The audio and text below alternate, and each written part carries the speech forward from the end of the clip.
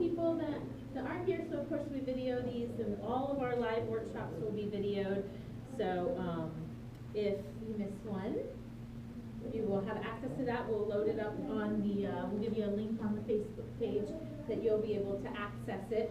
So we're kicking off the TLT tonight, and that's really super exciting. Let's go over just some little details of the actual tribal life transformation before we dive in, because I will absolutely forget to go back to that stuff at the end, and once you start asking questions and all those kinds of things.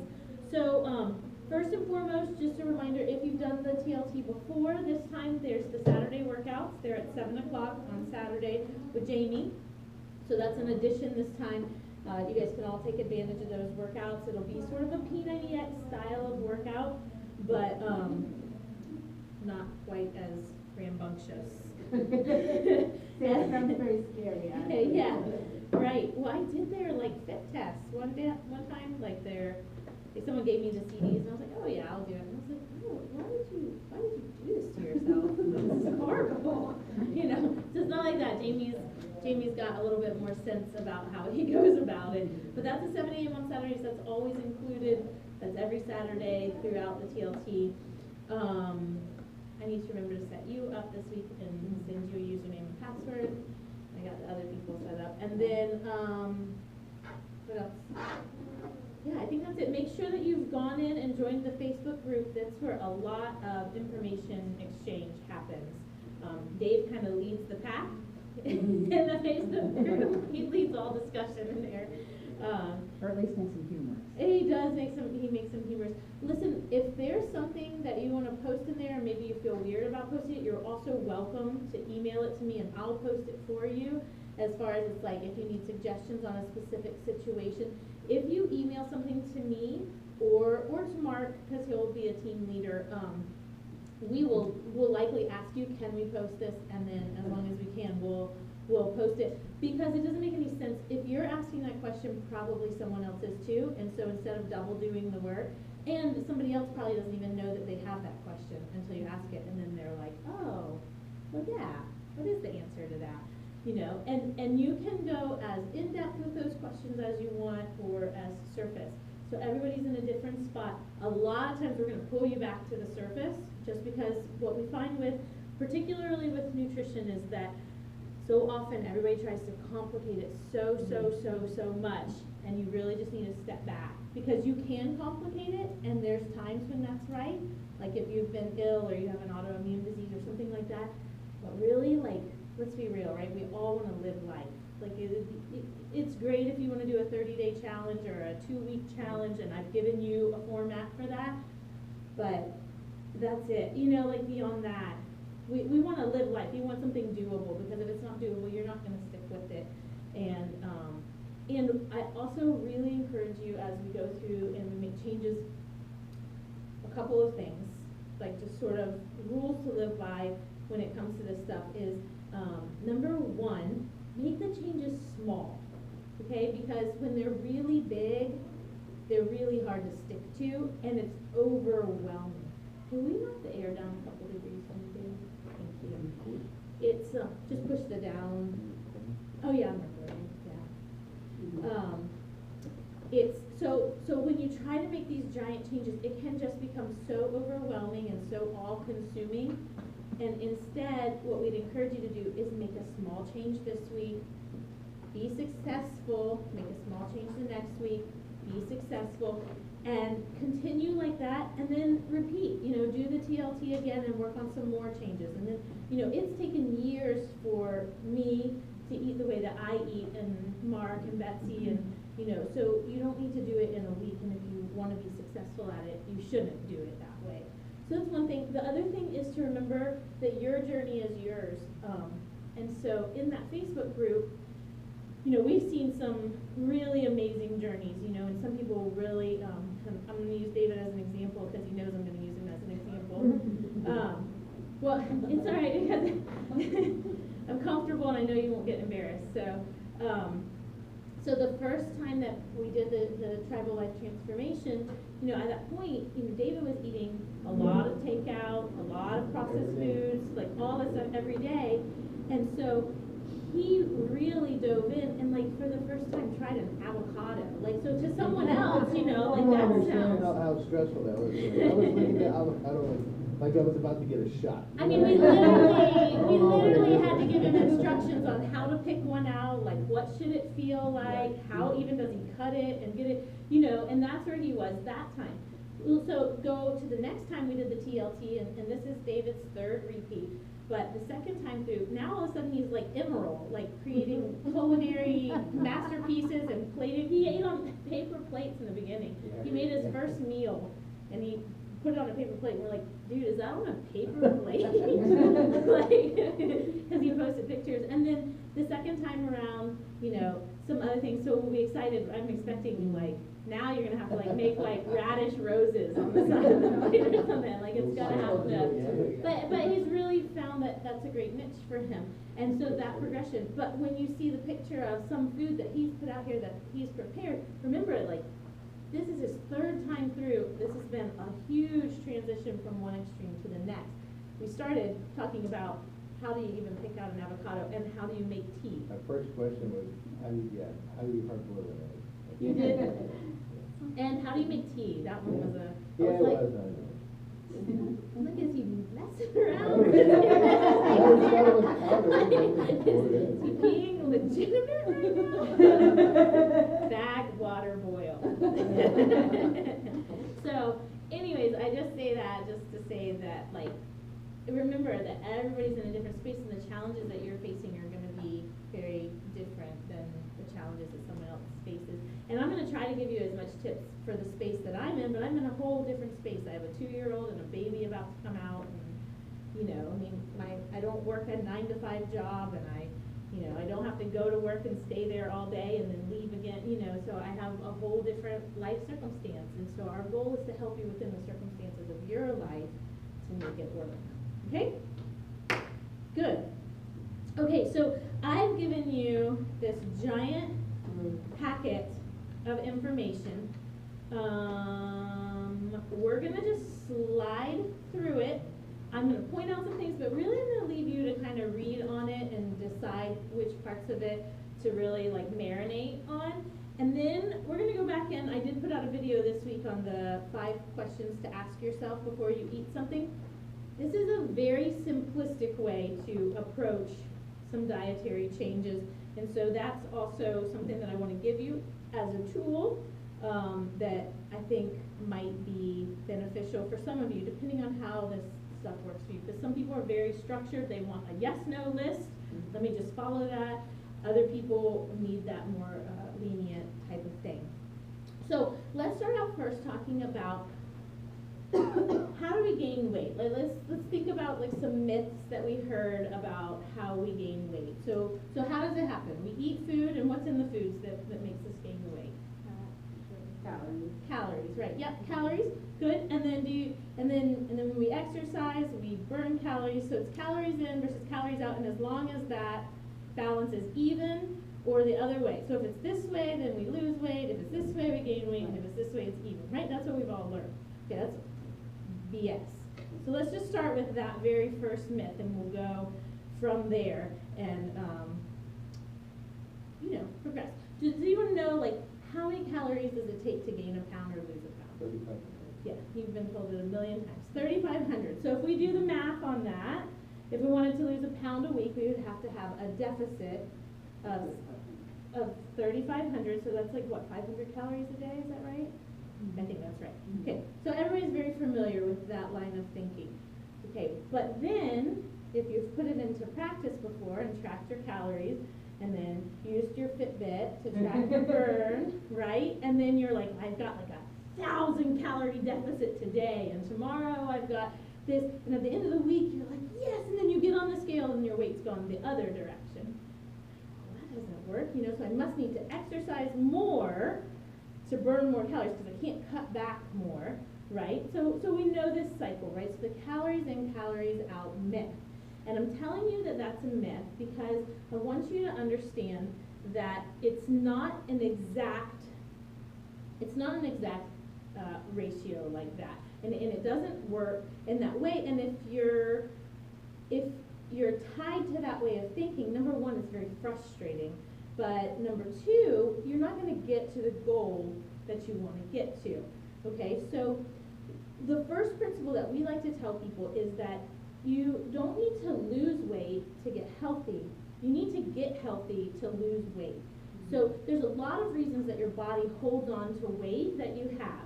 Many, many reasons. Those can be imbalances in hormones. Those can be, like, I'm sure you've heard of, like, stress, you know, and how it gives you belly fat. It can be lack of sleep. It can be, there's just so many. You could be retaining water. You can be over-exercising. All of these different things can lead to you holding on to the weight, and it doesn't matter that ratio. And oftentimes the people that come to me that need to lose the most weight, they tell me, I don't even eat that much, right? So, and that's often part of the problem. So, we need to get healthy in order to lose fat. And that's a pretty interesting concept because most people flip that around and think the other way, but the problem is that until you address these underlying issues, you cannot lose the fat that you're trying so hard to lose, and then you become frustrated, and then the cycle repeats, and then blah, blah, blah, blah, blah, blah. Okay? All right. So, let's keep going here. So, when we think about,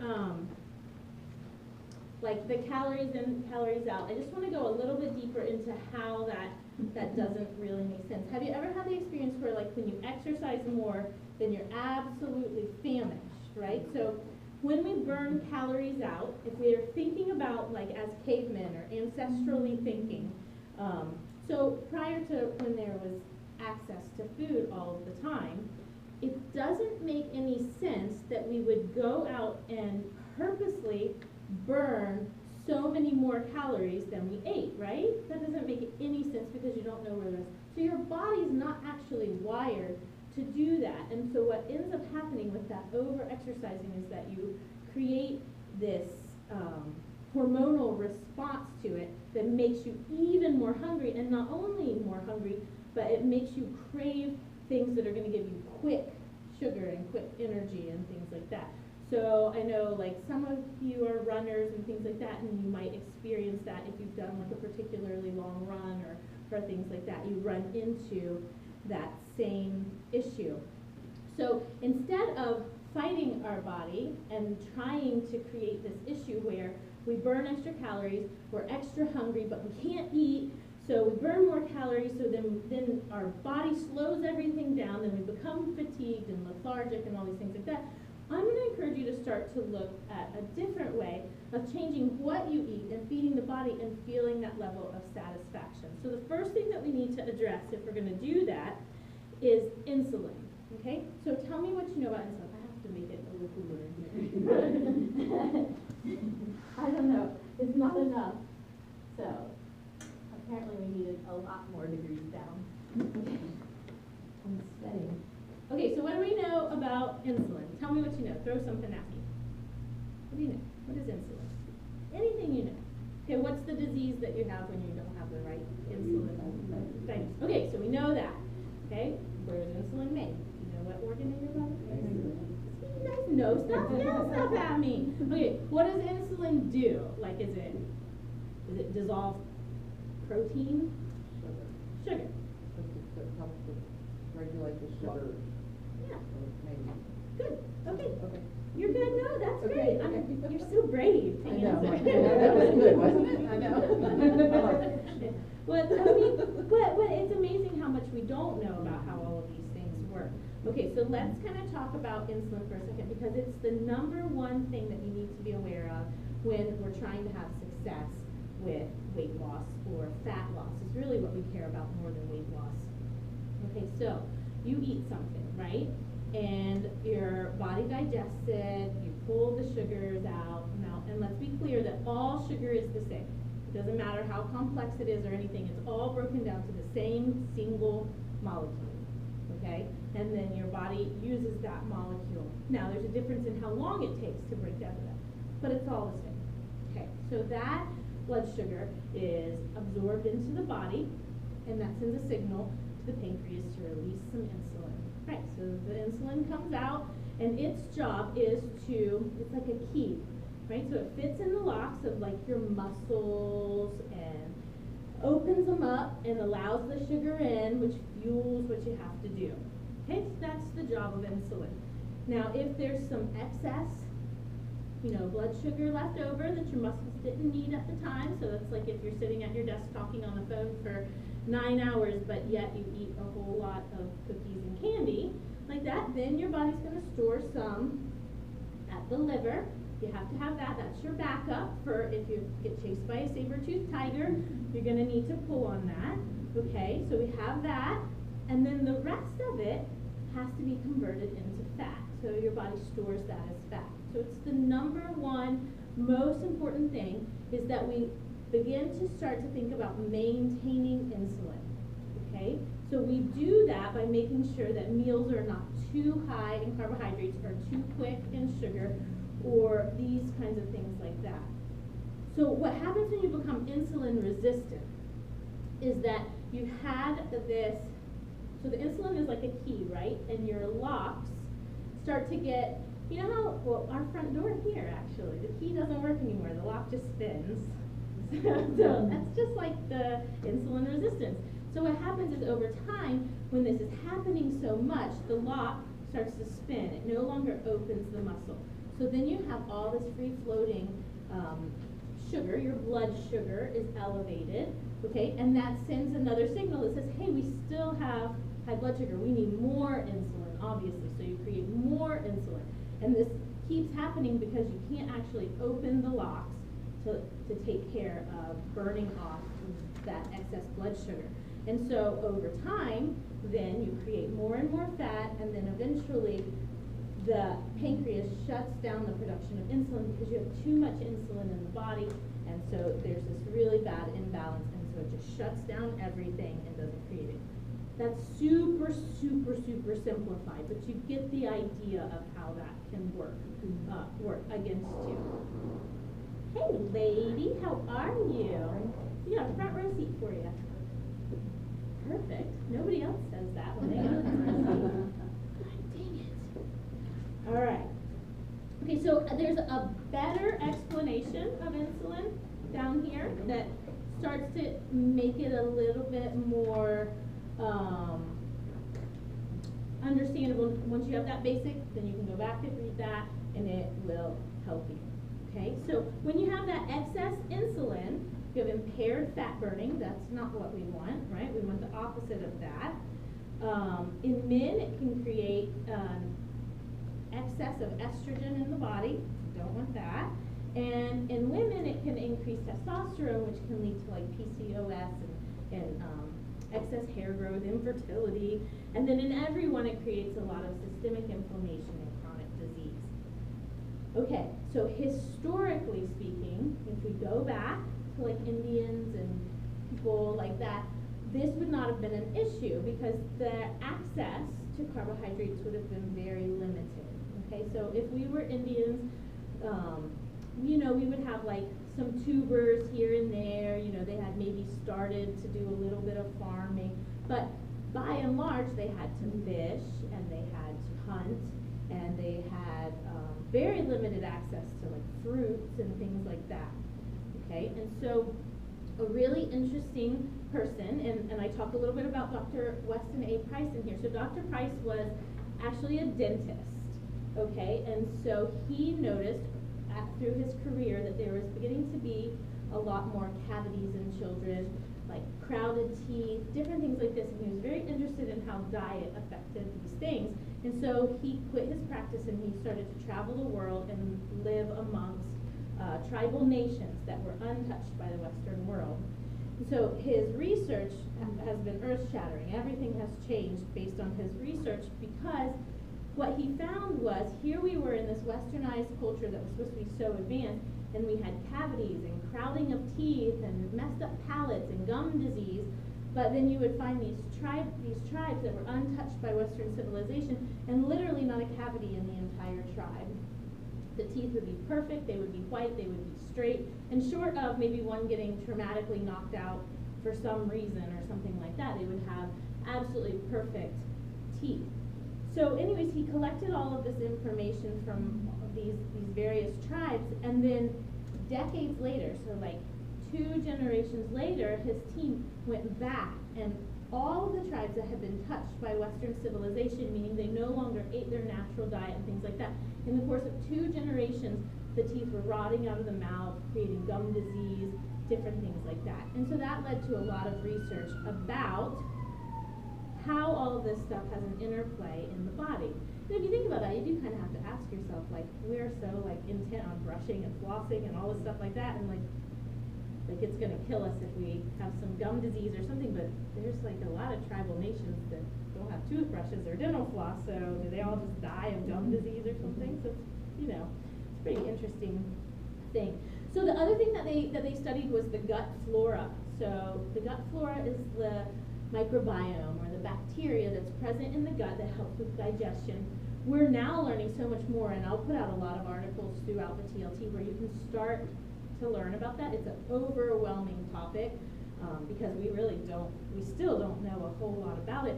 But basically, because good conversation amongst friends always comes back to poop, and basically, they studied the fecal matter, and they found that the fecal matter of these tribal communities was much more diverse in bacteria than the fecal matter of Western civilization. And that's even more so now. There's only a couple, I think there's only like 3 to 4 tribal communities that are still untouched, basically, across the world, and there is a whole team of people that are trying to keep them untouched just for the sake of, actually now, not that you guys care, now I'm getting on a tangent, but now they want them untouched because they actually harvest their fecal matter to fix people here in the United States. So that's pretty crazy.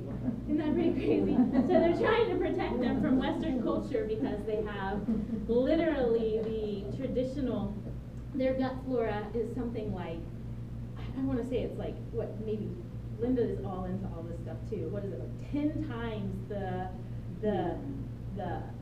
like diversity. So like if they took like a Western, like a normal American, there might be 1,000 strains of bacteria, and one of these people might be 1 million, and the population of what's what would be completely different. So it's really interesting, and so now they're using that fecal matter, like when someone's here and they're dying basically, like from C. diff or some sort of bad bacterial infection. They literally transplant the fecal matter into the person, and the good bacteria kills the bad bacteria, and it repopulates their gut. And I have a client that had it done. It was super crazy. Literally, she had melted away till she was like 69 pounds because she could not beat C. diff. She hadn't eaten in months. And finally, she went to Tampa, and a doctor did, and within 24 hours, she ate her first meal. 24 hours, she ate her first meal, and then she gained back to like a reasonable weight within a couple months. It was crazy. I mean, she was literally just dying. It was insane. So anyways, so that's totally off topic, and now I don't even know what I was going to talk about. But, okay, this is the very important part that I was going to get to. So here we're talking about the consequences of excess insulin. If you'll come down, you'll see these little dots right here, like the second to last set. Okay, so here's the cool thing. I'm sure that you've all heard conversations about, oh, we should be vegan, or oh, you should eat no fat, or oh, you should eat low carb, or blah, blah, blah, blah, blah, blah, blah, right? We've all heard that, and in every argument you hear, you're like, oh, well, that's a good argument, maybe I should do that. And oh, well, that's a good argument, maybe I should do that. And then it feels so confusing about, okay, so what should I do? Okay, we're gonna make it real simple. Basically, what we found amongst these, as if I was there, I wish I had been there, that would have been very interesting, but what they found amongst these people are these basic principles, and these can be some really guiding principles in helping you decide what they ate. The diet, regardless of macronutrient profile, so that means regardless of how much fat was in it, how much protein was in it, how many carbohydrates were in it, was completely 100% natural foods in their natural form. Okay, so let's think about that compared to how we eat, right? So it's not processed, right? So there's no processing. So I like to always use the example of wheat, because in the American diet, it's something like 2/3 of everyone's calories per day on average come from wheat, corn, soy, I'm missing one, wheat, corn, soy, wheat, corn, soy, and one other crappy grain. No, I think it might be, it could be barley or rice, I can't remember. So basically 2/3 of your calories a day come from that. But I want to invite you to picture a wheat field and imagine if you were starving and walking along and you came upon a wheat field, you would not be like falling to your knees praising Jesus that you found food. You'd be like, dang, freaking grass. Like, I'm not going to eat this, right? So when we consume wheat, how far is it? Not to say wheat's bad, but how far is it from its natural state? Okay, so versus these tribal communities, regardless, so you have examples like the Inuit people of Alaska, their diet is more than 80% fat. So we've all learned, you eat fat, you get fat, you die of heart disease, everything like that. The Inuit people have literally 0 instance of heart disease. They eat 80 to 85% of their diet in fat. Whale blubber. They live in the Arctic. There's not vegetables. Okay, so we've also learned that you must eat copious amounts of vegetables in order to be healthy. But yet, there's no instance of cancer, no instance of heart disease. They literally exist on whale fat. Now, we can make the argument that some of that's going to be a little bit genetic, right? So, like, if I transplanted myself up there, I'm probably not going to be super satisfied eating just whale blubber. But it's interesting to note that it doesn't matter that they're eating 85% fat. They're not dying of the heart disease that we all live in fear of. Okay? You can take the Maasai people. So the Maasai people are herders. So they have cattle, essentially. And the majority of their diet, this is kind of gross, I'm sorry, but the majority of their diet is blood from the cattle that they slaughter. They eat the meat. They drink mostly dairy. That's literally their only true, because they're in Africa, you know, desert. They don't have a lot of access to water, so they use dairy is their main source of liquid. Okay, and then they eat, again, not a lot of vegetation there, almost completely animal source as their diet is made up. Okay, so those are just two examples. So you can see one is like 80-90% fat, another is like 80-90% protein, and then there's other cultures like rainforest, like cultures which eat mainly vegetation, some, you know, insects, things like that, and then when they can kill some weird rainforest animal, then they do that, and they eat it. They eat the giant butterflies, you know, I don't know. But, so basically it doesn't matter. So we all have these arguments or read these articles about no fat or no carbs or no protein. And the reality is that that's not nearly as important as how close the food is to the earth. Okay, so how close it is to its natural state. Okay, when they consume animal proteins, of course, all these people didn't go to Publix and buy some like beef from some cow that had been on some like cattle feed CAFO thing, right? All the animal proteins that they were consuming were wild animals. So what does that mean? That means that the animal was consuming what it should be consuming to be the healthiest meat for the person to be consuming it. Okay, and that's really important because you'll read these studies about how overconsumption of animal protein leads to all these different things and blah, blah, blah. Right. Well, they're not wrong, right? But the problem is that the animal proteins that we're eating here in America, they're coming from very, very sick animals. Okay, so even if we just take the example of a cow should never eat corn. What does a cow eat? We all know that. Grass, right? And what do we feed them? Corn. And we do that so that they get fatter and they grow bigger and faster. Well, a cow has a basic stomach, not an acidic stomach. So what happens is when they eat that corn, their stomach becomes acid. It's called ruminitis, okay? And so inflammation. And so essentially what we've perfected is the fact that if you feed them enough corn fast enough, you can get them fat enough that you can kill them before they either die or you have to give them an antibiotic for the ruminitis. And that's the point. How fast can I get them fat enough that I can slaughter them and sell them with the cheapest feed possible? And that's not just cow. I mean, that's all of our animal proteins here in America. Okay, so I'm not telling you that to turn you vegan or whatever like that, but I'm just helping you understand that protein is not bad. when you read those articles, the meats that they're feeding people in those articles, the meats that they're studying, are off of those feed, like, those are sick animals. You wouldn't go to a nuclear plant and go fishing, right, and then eat the fish. Like, that doesn't make sense, but that's essentially what's happening with our other proteins, okay? And we can talk about strategies for that. How do we get around that? There's a cost difference, like all these different things, but I get it. I'm gonna help you with all of that. But it's important to understand. Okay, the third one, this is something we're gonna talk about in another week of the Tribal Life Transformation, but it's really important to understand that people fill a large part of their day in socialization and relaxation. Who lives that life? Right? Yeah. Okay, so it's really important to understand that these ancestral people, these tribal people, like, they're not stressed out because their cell phones broke, right? Like, they're like hanging out. Half of them they all have some sort of like something they chew or smoke or something that like really relaxes them. They're playing games, they're sitting around the fire as a community. Are there stressful times? Sure. But they're stressful and then they're over. Versus us, who we live right here in this stressful time. So it's really important, and we'll talk about that more in the next workshop, about how that stress affects your ability to lose fat. Essentially, you can't. Okay? Ooh, this is another week of the TLT. Sleep occurred with the natural circadian rhythm, meaning that when it got dark, there was nothing to make it light. So, you sleep, right? I mean, it's pretty obvious, but we don't work in that.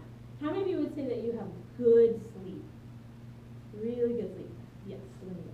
You have good sleep? Yeah.